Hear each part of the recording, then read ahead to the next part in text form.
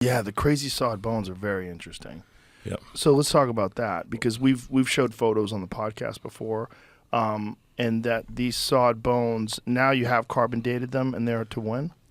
Here they are. Yeah. You're not going to believe this, because we got all excited when we found them. Yeah. Plus or minus 200 years. Or 190 years. So what kind of animal are these from? I don't know. But they're 200 years old. 190. Here, I brought one with me. Oh, really? This is the story about how these were found. Is I got a call one day. I was out there at the Boneyard.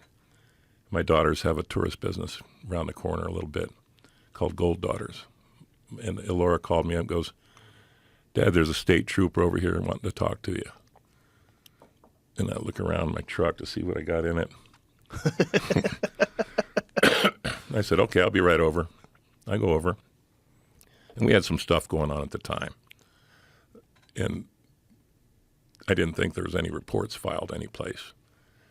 But I go over there and introduce myself to this guy, and his name's Eric Spitzer. He's the head state trooper in Fairbanks. He says, I was just out in the neighborhood. I wanted to come by and introduce myself. I saw you on Joe Rogan's podcast. I love fossils.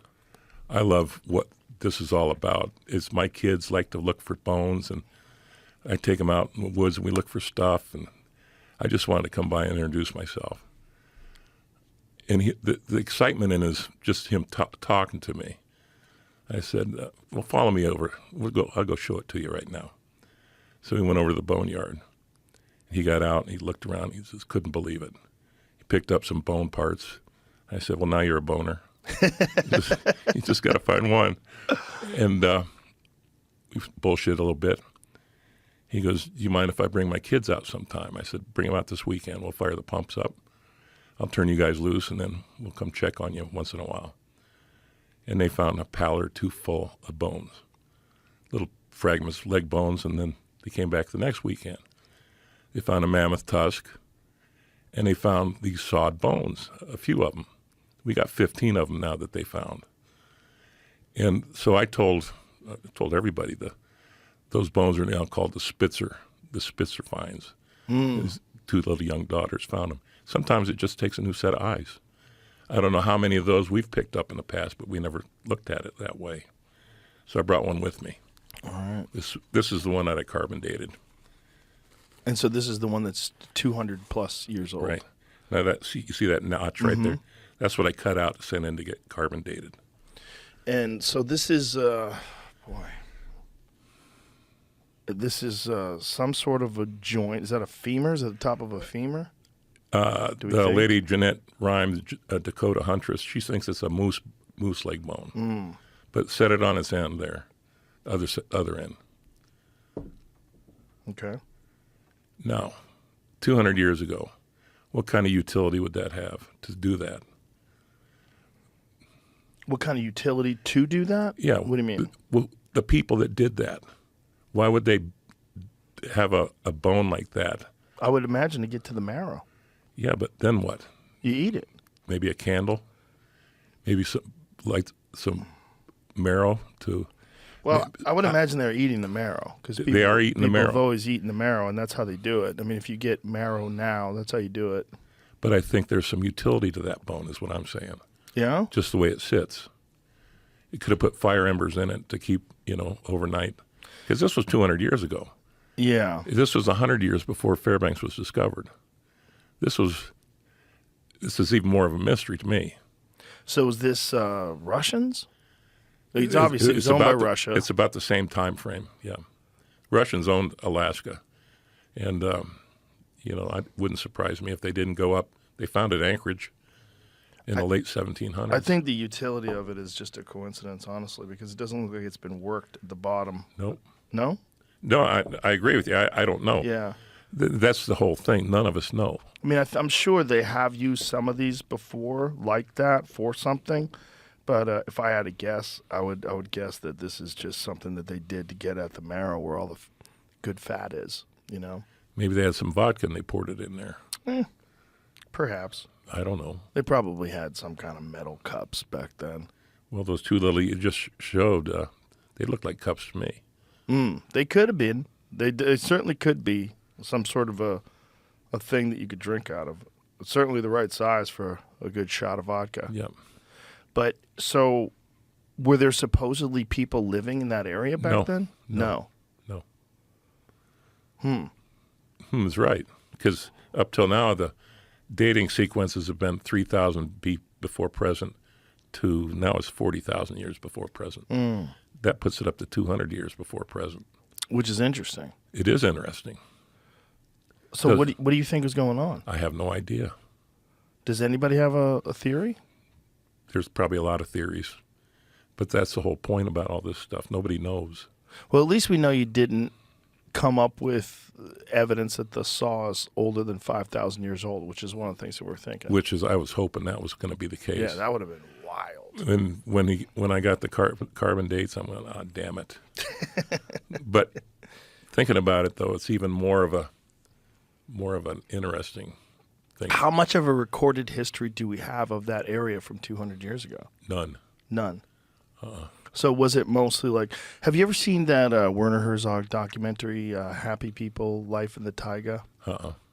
It's about people who live in Siberia right now to this day, and they live this incredibly primitive life. Really all they have is snowmobiles and some hand tools and maybe some chainsaws. And most of what they do is just living off the land, trapping, fishing, hunting. That's it. Yep. And they, they're very low instances of mental illness. Everybody's very happy. All these communities of these people living together, just, surviving, living off the land, subsistence lifestyle. But I don't think there's much historical record on those people. The people that are alive there right now, if they were to die off 200 years from now, what evidence is there of them? Other than you might find some stuff that they did. You might find some trees they cut down or some logs or whatever's going to be around still 200 years from now that'll be preserved. Yep.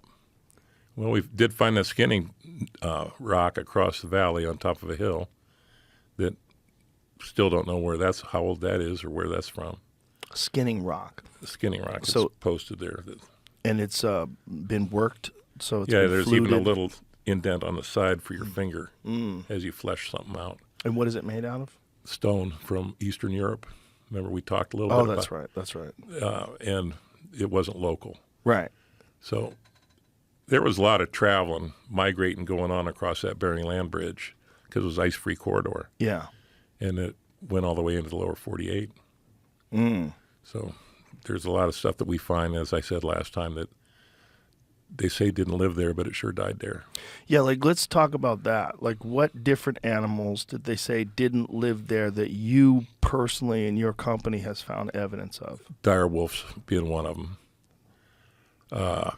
Saber-tooth being another one. I found one, and my company found one before I was around. Sent them to New York City. I asked to see them, but they didn't have them available.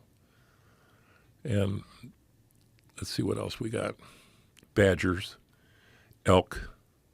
And they didn't think they were around back then? No. Why did they not think that elk were in that area back then? Because elk are in Alaska. Because they never found any elk bones. Right. But that's it. It's just they didn't find the bones. They didn't find the bones. But they literally didn't think that saber-toothed tigers lived in that area. They didn't think that. In fact, in that documentary film, Pat Druckenmiller, who's the curator now and the director of the museum, says to their knowledge, none of them have ever been found there. Wow. But to my knowledge, they have been because on a shipping manifest to AMH that one was sent to them. The one I found was stolen by the British Museum, never returned. So I'm on kind of a little bit of a rampage these days about the museums and what they're doing with these collections. It's kind of a one man thing. It's a cause. I think it's important. Well, I think it is important because these museums are run by these academics, and academics, unfortunately, some of them tend to be very arrogant, and they want to be able to control whatever narrative they have or whatever information they have, and they don't want to be open about it. No. And the AMNH is a private institution, but the Smithsonian is a public entity that's owned by us. So they answered a different set of rules. The Smithsonian has to respond to a FOIA request. M&H says, what are you going to do? Sue us. We'll stump break you. What does that mean? Bend you over a log and we'll break you. Oh, with money? With money, with lawyers, with all that litigation costs. Why don't we fucking crowdfund something? Well, because I have another plan. Oh. This is a plan's going to work. Okay. I have people in our state legislature working on this right now. There's a senator named Click Bishop who's on the finance committee. He's on the resources committee. He's the majority whip. And he's making efforts to get the bones back to Alaska from the state of Alaska. Now, M&H might be able to take on John Reeves and stump break me. But they can't do it to the state of Alaska. The state of Alaska go toe-to-toe with them some bitches. Now, after we get that through the House and state legislature, the Senate and the House, we'll go to the congressional delegation. You've heard what an act of Congress is, don't you? You know what that is. Sure. M&H, give them their goddamn bones back. And M&H is going to see the light. This is a political solution to this. Not lawyers, not all that stuff. I got nothing to gain from this. You know, I'm just trying to get them back in Alaska so we have that 1,000-piece puzzle to put together. They were supposed to be studied and researched, and the answers to the extinction event are within the bones. And so you've never been given any explanation as to why they haven't done this research? They didn't feel like it. They just didn't feel like it. Is it because they don't have the resources, or it just wasn't a priority for them, and this was all done from the 1940s, and there's no reason for them to go back and take that stuff and reenact the research or begin the research? It's impossible for them to come up with any scientific research because they don't have the stratigraphic information. They don't even know where it was found. Right. But I do. Let's put it all together, boys, and then we'll study it. I just don't understand why they wouldn't want to do that. That seems to me an incredible opportunity to attain enlightenment on an area that's fascinating. Yep. I mean, have any academics reached out to you after the podcast? Not that I know of. How not? How not? I mean, me just finding your Instagram page, I was like, Jesus Christ, like, how does this guy have all these bones? Like, this is crazy. What is this place? This place seems like, what an amazing, fortunate find that you guys have this one spot, 2.1 acres, and probably a whole lot more around that area that you just haven't uncovered yet, that has this incredible wealth of bones. It's amazing. It's fucking incredible. Yep. And that's why that cut bone, by the way, I noticed you don't have a Spitzer bone out there in your lobby. What's a Spitzer bone? That's what we call the Spitzer bones. Oh, yeah. You ain't got one of those in your lobby. No, I don't. I'm going to fix that shit. Okay, thank you. You're welcome. We do have the step bison head, I though. saw it out there. It looks nice where it's sitting. We're trying to figure out how to display it. I think I'm going to have a stand built and just have it sit out there. I've got people going, oh, he needs to get a Cadillac and mount it on the hood. Ooh. Well, yeah, That's not a bad idea. as long as you don't drive it around. Once I get a ranch out here, I'll do that. I'll put it on the ranch truck. There you go. But I think that's not good. That could it be needs to be preserved. The Blue Bay bison was 38,000 years old. And that's, they could have known each other back in the day. Well, it looks old as fuck. It is old as fuck. Yeah. What an amazing, amazing spot you have. Do you ever stop and just think how insane it is? I do when I have people like Eric Spitzer and his daughters show up, and they're just the happiness. They're just so gleeful. Yeah. And sometimes I need to see that to remember that what we're doing is kind of worthwhile. No, it's very worthwhile. It means that people enjoy it, and they like seeing it, and they like doing it, and we just haven't figured out a way to let everybody do it.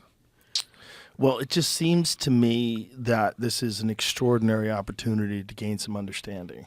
Yeah. And that's why I don't understand why these universities or someone hasn't reached out to you and said, hey, we need to really have a full-scale investigation and find out what happened here.